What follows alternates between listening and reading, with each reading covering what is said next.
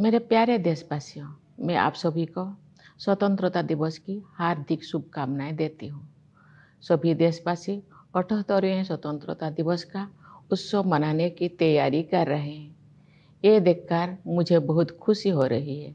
स्वाधीनता दिवस के अवसर पर लहराते हुए तिरंगे को देखना, चाहे वो लाल किले पर हो, राज्यों की राजधानियों में हो या हमारे आसपास हो, हमारे हृदय को उत्साह से भर देता है।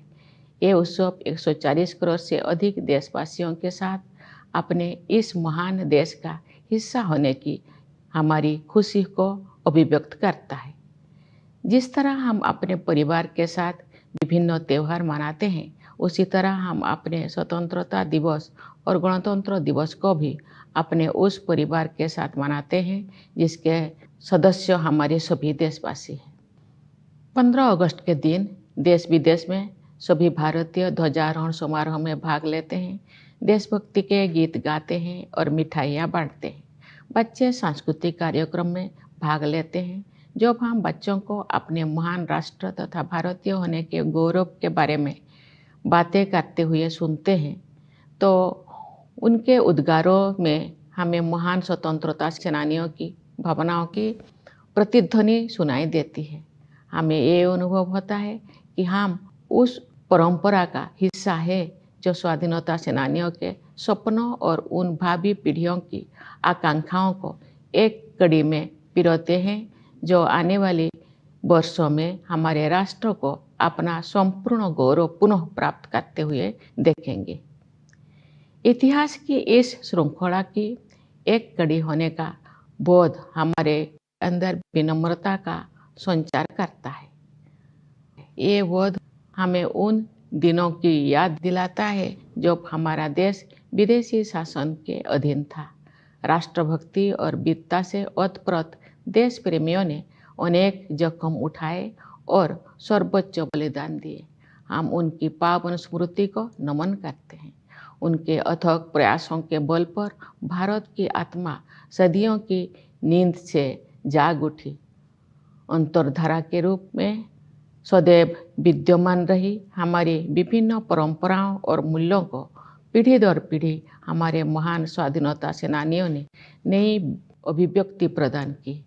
मार्गदर्शक नक्षत्र की तरह राष्ट्रपिता महात्मा गांधी ने स्वाधीनता संग्राम की विभिन्न परंपराओं और उनकी विविध अभिव्यक्तियों को एकजुट किया। साथ ही सरदार पटेल, नेताजी सुभाष चंद्र बोस और बाबा साहेब आम्बेडकर तथा भगत सिंह और चंद्रशेखर आजाद जैसे अनेक महान जननायक भी सक्रिय थे। ये एक राष्ट्रव्यापी आंदोलन था जिसमें सभी समुदायों ने भाग लिया। आदिवासियों में तिलका मांझी, बिरसा मुंडा, लक्ष्मण नायक और फूलो जानो जैसे कई अन्य लोग थे जिनके बलिदान की अब सराहना हो रही है। हमने भगवान बिरसा मुंडा की जयंती को जनजातीय गौरव दिवस के रूप में मनाना शुरू किया है। अगले वर्ष उनकी 150वीं जयंती का उत्सव राष्ट्रीय पुनर्जागरण में उनके योगदान को और अधिक गहराई से सम्मान देने का अवसर होगा। मेरे प्यारे देशवासियों, आज 14 अगस्त को हमारे देश विभाजन विभीषिका स्मृति दिवस मना रहा है। ये विभाजन की भयावहता को याद करने का दिन है। जब हमारे महान राष्ट्रों का विभाजन हुआ तो लाखों लोगों को मजबूरन पलायन करना पड़ा। लाखों लोगों को अपनी जान गंवानी पड़ी। स्वतंत्रता दिवस मनाने से एक दिन पहले हम उस अभूतपूर्व मानवीय त्रासदी को याद करते हैं और उन परिवारों के साथ एकजुट होकर खड़े होते हैं जो छिन्न भिन्न कर दिए गए थे। हम अपने संविधान की 75वीं वर्षगांठ मना रहे हैं। हमारे नवस्वाधीन राष्ट्र की यात्रा में गंभीर बाधाएं आई है। न्याय, समानता, स्वतंत्रता और बंधुता के संवैधानिक आदर्शों पर दृढ़ रहते हुए हम इस अभियान के साथ आगे बढ़ रहे हैं कि भारत विश्व पटल पर अपना गौरवशाली स्थान पुनः प्राप्त करे। इस वर्ष हमारे देश में आम चुनाव हुए। कुल मतदाताओं की संख्या लगभग 97 करोड़ थी, जो एक ऐतिहासिक कीर्तिमान है। मानव समुदाय इतिहास की सबसे बड़ी चुनाव प्रक्रिया का साक्षी बने। इस तरह के विशाल आयोजन के सुचारू और त्रुटि रहित संचालन के लिए भारत का निर्वाचन आयोग बधाई के योग्य है। मैं उन सभी कर्मचारियों और सुरक्षा कर्मियों का आभार व्यक्त करती हूँ जिन्होंने भीषण गर्मी का सामना करते हुए मतदाताओं की मदद की। इतनी बड़ी संख्या में लोगों द्वारा मताधिकार का प्रयोग करना वस्तुतः लोकतंत्र की विचारधारा का प्रबल समर्थन है। भारत द्वारा सफलतापूर्वक चुनाव आयोजित करने से पूरे विश्व में लोकतांत्रिक शक्तियों को ताकत मिलती है। मेरे प्यारे देशवासियों, वर्ष 2021 से वर्ष 2024 के बीच 8% की औसत वार्षिक वृद्धि दर हासिल करके भारत सबसे तेज गति से बढ़ने वाली बड़ी अर्थव्यवस्थाओं में शामिल है। इससे न केवल देशवासियों के हाथों में अधिक पैसा आया है, बल्कि गरीबी रेखा से नीचे रहने वाले लोगों की संख्या में भी भारी कमी आई है। जो लोग अभी भी गरीबी से पीड़ित हैं, उनकी सहायता करने के साथ साथ उन्हें गरीबी से बाहर निकालने के लिए भी सभी प्रयास किए जा रहे हैं। उदाहरण के लिए कोविड-19 के शुरुआती चरण में आरंभ की गई पीएम गरीब कल्याण अन्न योजना के तहत लगभग 80 करोड़ लोगों को मुफ्त राशन दिया जा रहा है, जो ये भी सुनिश्चित करते हैं कि जो लोग हाल ही में गरीबी से बाहर आए हैं, उन्हें पुनः गरीबी में जाने से रोका जा सके। ये हम सभी के लिए गर्व की बात है कि भारत दुनिया की 5वीं सबसे बड़ी अर्थव्यवस्था बन गए हैं और हम शीघ्र ही विश्व की 3 शीर्षस्थ अर्थव्यवस्थाओं में स्थान प्राप्त करने के लिए तैयार है। ये सफलता किसानों और श्रमिकों की अथक मेहनत, नीति निर्माताओं और उद्यमियों की दूरगामी सोच तथा देश के दूरदर्शी नेतृत्व के बल पर ही संभव हो सकी है। हमारे अन्नदाता किसानों ने उम्मीदों से बेहतर कृषि उत्पादन सुनिश्चित किया है। ऐसा करके उन्होंने भारत को कृषि क्षेत्रों में आत्मनिर्भर बनाने और हमारे देशवासियों को भोजन उपलब्ध कराने में अमूल्य योगदान दिया है। हाल के वर्षों में इंफ्रास्ट्रक्चर को काफ़ी बढ़ावा मिला है। सुविचारित योजनाओं एवं प्रभावी कार्यान्वयन ने सड़कों और राजमार्गों, रेलवे और बंदरगाहों का जाल बिछाने में मदद की है। भावी प्रौद्योगिकी की अद्भुत क्षमता को ध्यान में रखते हुए सरकार ने सेमीकंडक्टर और आर्टिफिशियल इंटेलिजेंस जैसे कई क्षेत्रों को बढ़ावा देने पर विशेष बल दिया है।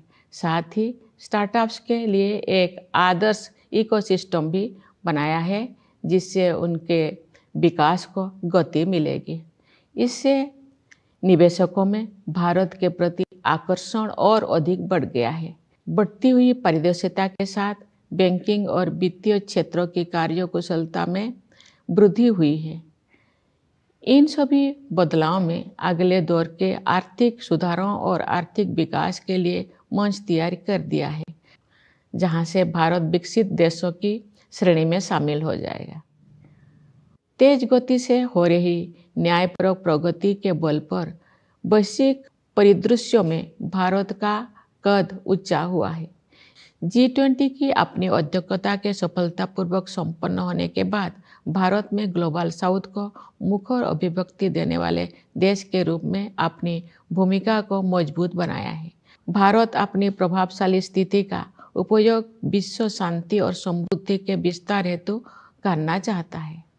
मेरे प्यारे देशवासियों, हमें संविधान निर्माता डॉक्टर B.R. अम्बेडकर के शब्दों को भी सदैव याद रखना चाहिए। उन्होंने ठीक ही कहा था और मैं उन्हें उद्धृत करती हूँ। हमें अपने राजनीतिक लोकतंत्र को सामाजिक लोकतंत्र भी बनाना चाहिए।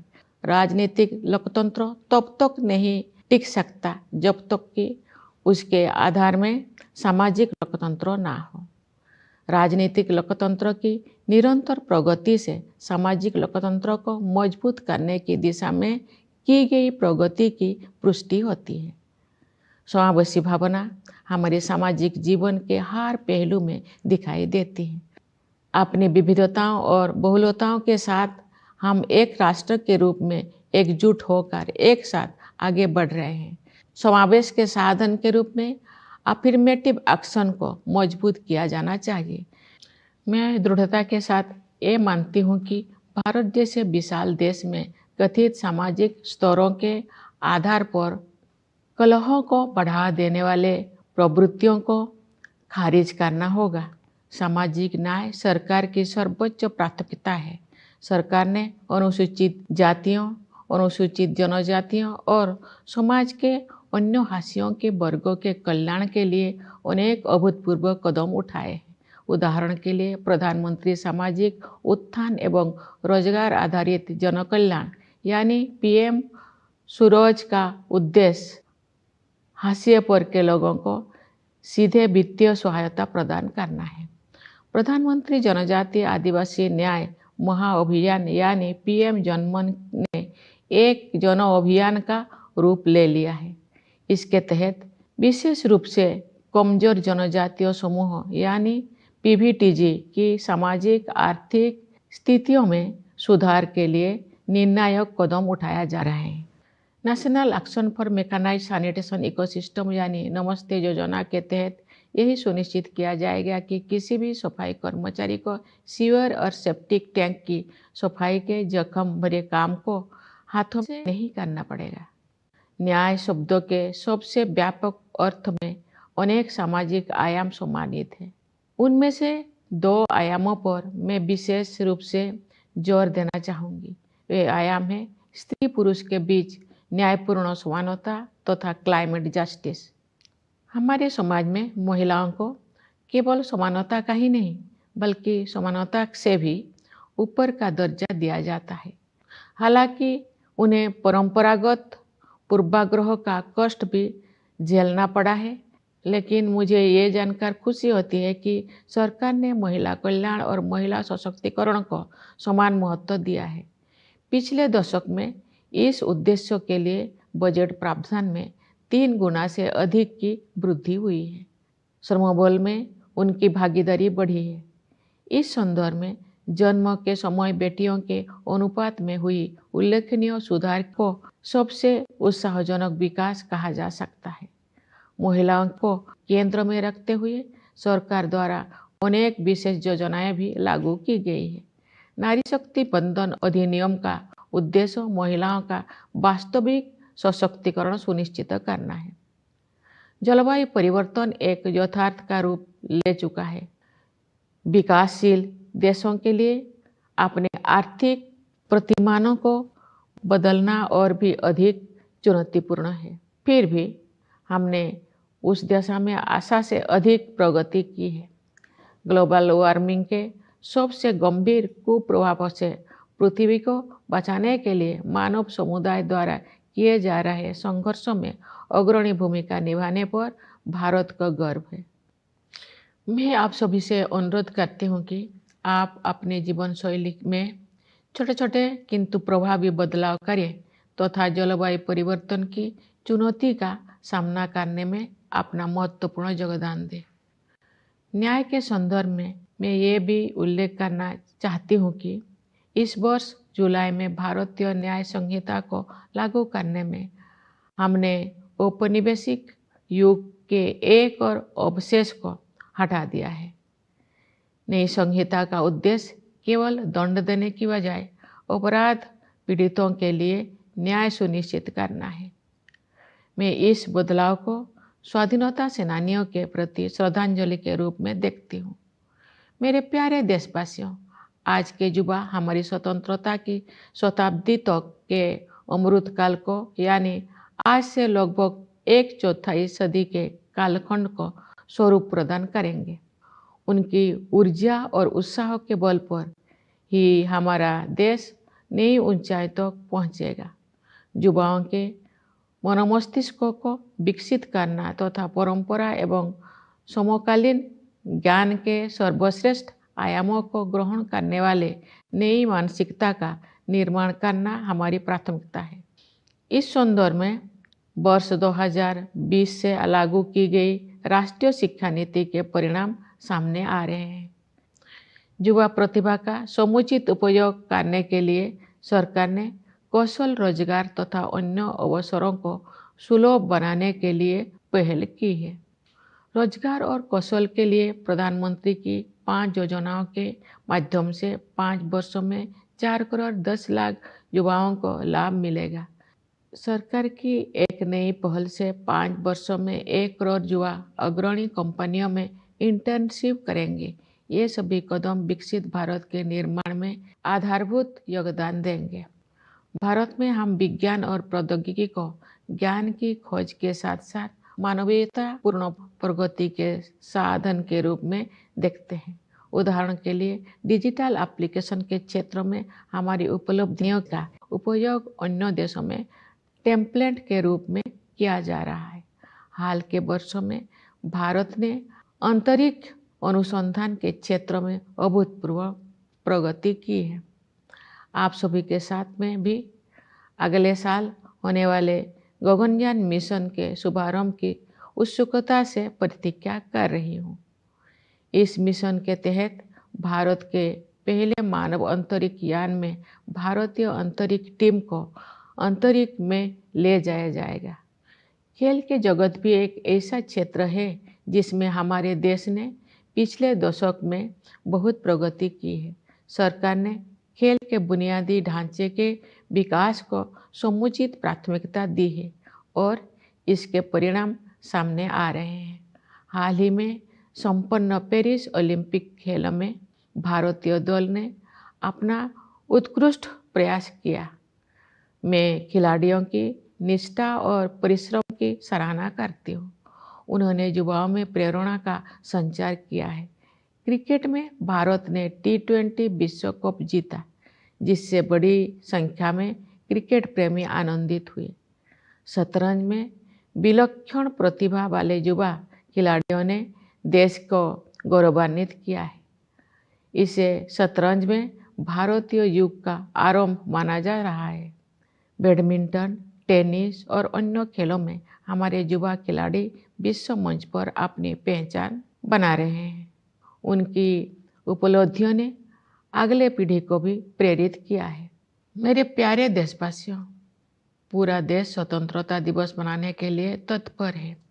इस उल्लासपूर्ण अवसर पर मैं आप सबको एक बार फिर बधाई देती हूँ। मैं सेनाओं के उन बहादुर जवानों को विशेष बधाई देती हूँ जो अपनी जान का जोखिम उठाते हुए भी हमारे स्वतंत्रता की रक्षा करते हैं। मैं पुलिस और सुरक्षा बलों के कर्मियों को बधाई देती हूँ जो पूरे देश में सतर्कता बनाए रखते हैं। मैं न्यायपालिका और सिविल सेवाओं के सदस्यों के साथ साथ विदेशों में नियुक्त हमारे दूतावासों के कर्मियों को भी अपनी शुभकामनाएं देती हूँ। हमारे प्रवासी समुदाय को भी मेरी शुभकामनाएं। आप सब हमारे परिवार का हिस्सा है। आपने अपनी उपलब्धियों से हमें गौरवान्वित किया है। आप सब विदेशों में भारत की संस्कृति और विरासत का गर्व के साथ प्रतिनिधित्व करते हैं। एक बार फिर मेरी ओर से सभी को स्वाधीनता दिवस की हार्दिक शुभकामनाएं। धन्यवाद। जय हिंद, जय Bharat. My dear fellow citizens, I extend to you all my heartiest Independence Day greetings. I am delighted to see the nation prepared to celebrate the 78th Independence Day, witnessing the tricolor unfurled on this occasion, be it at the Red Fort, at state capital or in local neighborhoods, always thrills our hearts. It is an expression of the joy of being part of our great nation along with more than 1.4 billion fellow Indians.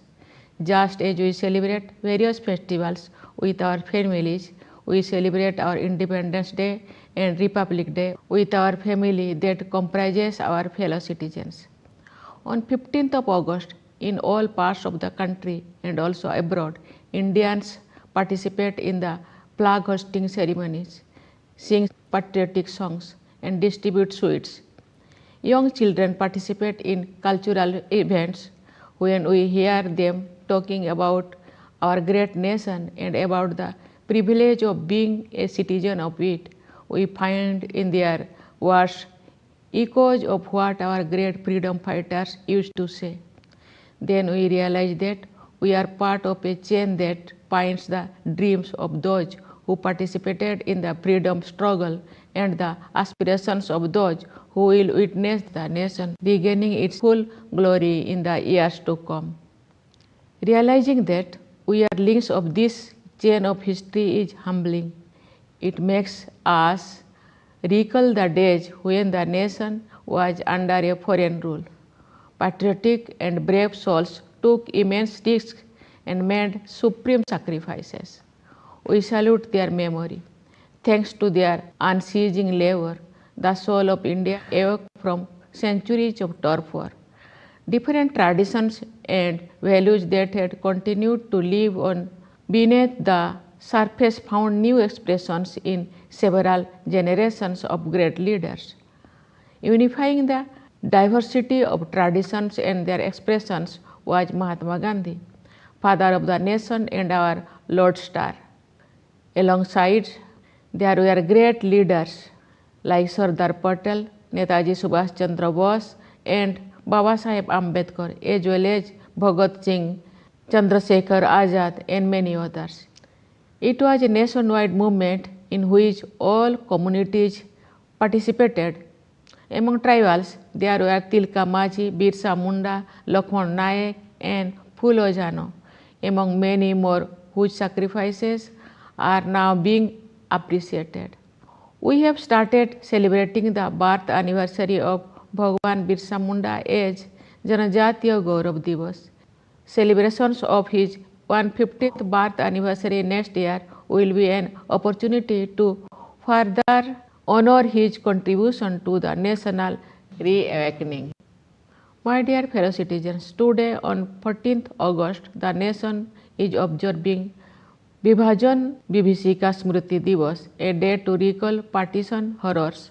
As the great nation was divided, millions had to suffer forced migration, lakhs of people lost their lives. A day before we celebrate Independence Day, we recall that unparalleled human tragedy and stand with the families that were torn asunder. We are celebrating the 75th year of the Constitution. The journey of the newly independent nation was not without obstacles. Remaining firm on the constitutional ideals of justice, equality, liberty, and fraternity, we are on the mission to enable India to reclaim its rightful position on the global stage. As general elections were held in our country this year, the number of eligible voters stood at nearly 97 crore. This was a historic record, making it the largest electoral exercise humankind has ever witnessed. The Election Commission of India should be congratulated for the smooth and flawless conduct of such a gigantic event. I thank all officials and security personnel who braved the heat and helped electors when such a large number of people exercised their franchise. It is a resounding vote for the idea of democracy. India's successful conduct of elections strengthens democratic forces around the world. Dear fellow citizens, from 2021 to 2024, India has been among the fastest growing major economies with an average growth rate of 8% annually. This has not only put more money in the hands of people, it has also drastically reduced the number of people living below the poverty line. As for those who continue to suffer from poverty, all efforts are being made not only to provide a helping hand to them, but also to bring them out of it. For example, the PM Garib Kalyan Anna Yojana, launched in the initial phase of COVID-19, continues to provide free ration to about 80 crore people, which also ensures that those who have recently come out of poverty are not forced back into it. It is a matter of pride for all that India has become the 5th largest economy in the world, and we are also poised to become one of the top 3 economies soon. This has been made possible only by tireless hard work of farmers and workers, by the farsightedness of planners and wealth creators, and by the visionary leadership. Farmers, our Annadata, have ensured that agricultural production continues to beat expectations. With this, they have contributed immensely to making India self-reliant in agriculture and feed our people. Infrastructure has received a boost in recent years. Strategic planning and effective institutions have helped expand the network of roads and highways, railways, as well as ports. Considering the great potential of futuristic technology, the government has vigorously promoted a range of sectors such as semiconductors and artificial intelligence, while also creating an ideal ecosystem for startups which will propel their growth. It has made India an even more attractive investment destination. With greater transparency, the banking and financial sector has become much more efficient. All of these factors have set the stage for the next generation of economic reforms and economic growth that will catapult India among the developed nations.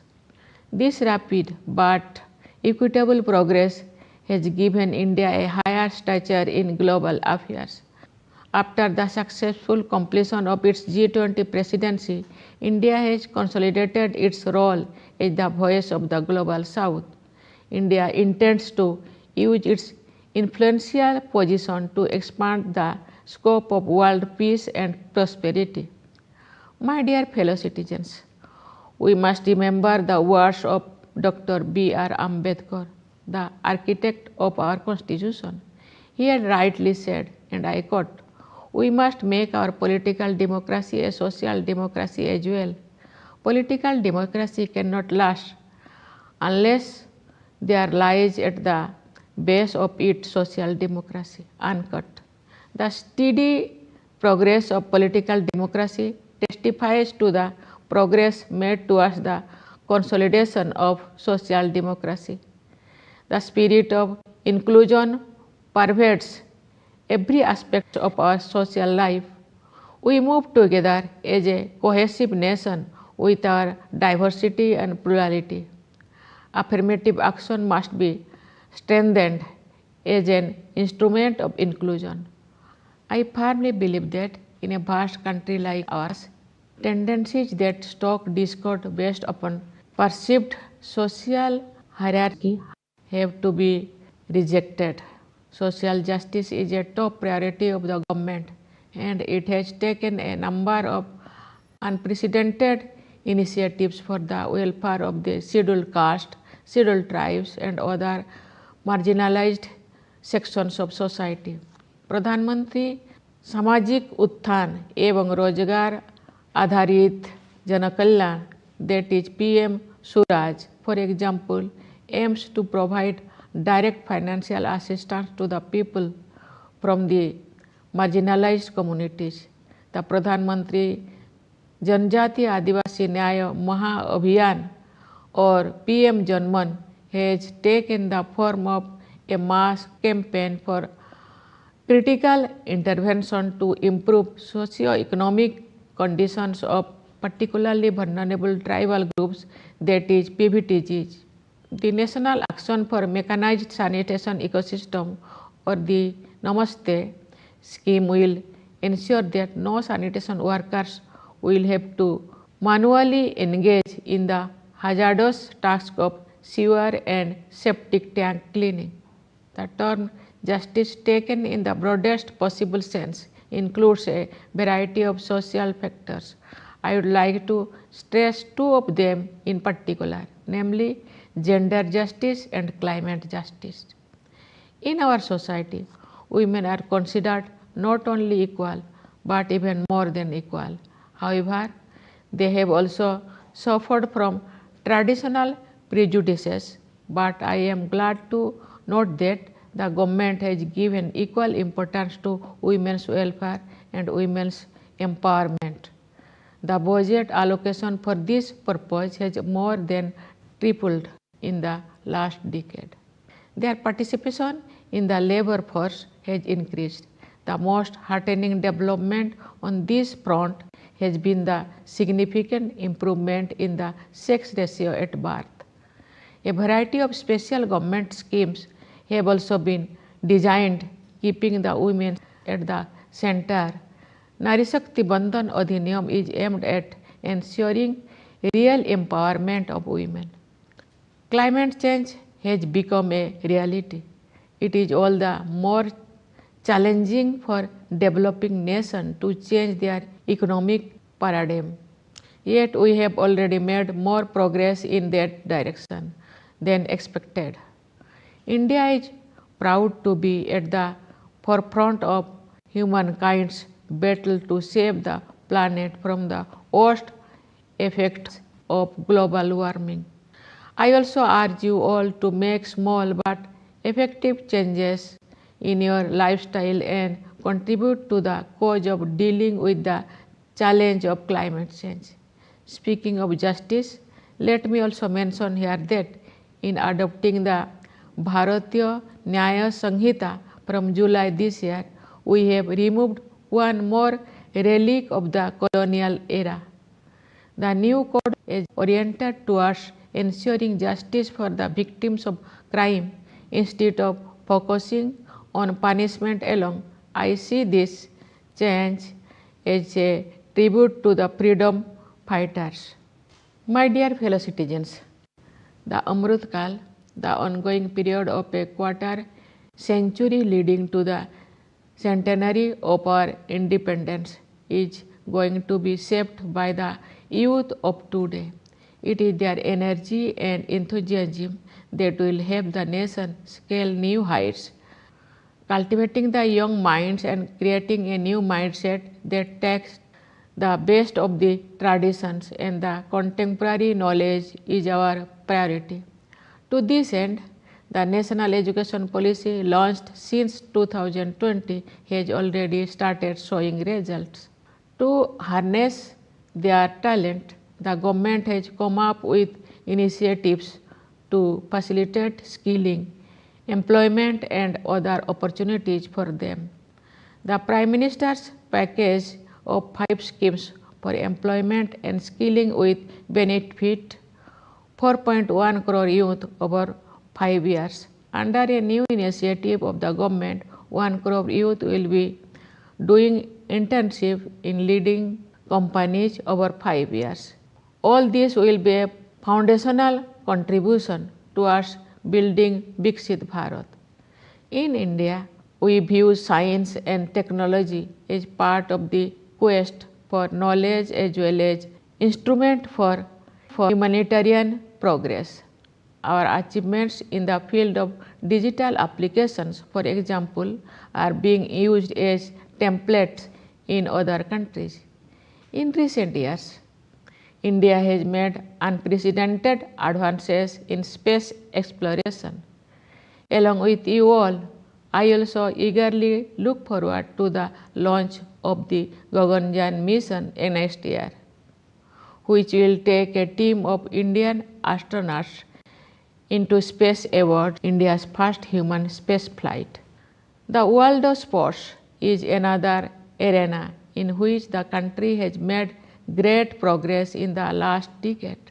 The government has rightly prioritized the development of sports infrastructure, and it is showing results. The Indian contingent put up its best efforts in the recently concluded Paris Olympic Games. I appreciate the dedication and hard work of the players. They have inspired the youth. In cricket, India won the T20 World Cup to the great joy of a large number of fans. In chess, our prodigies have made the country proud. This is said to be the beginning of an Indian era in chess. In badminton, tennis and other sports, our young stars are making a mark on the world stage. Their achievements have inspired the next generation too. My dear fellow citizens, with the nation all set to celebrate Independence Day, let me once again extend my greetings to you, particularly our brave jawans of armed forces who guard our freedom, risking their lives. I convey my greetings to the police and security personnel who keep vigil all across the country. I also extend my greetings to the members of the judiciary and the civil services, as well as the officials of our missions abroad. My greetings also to our diaspora. You are part of our family, making us proud with your achievements. You are great representatives of India's culture and heritage. Once again, I wish everyone a very happy Independence Day. Thank you. Jai Hind, Jai Bharat.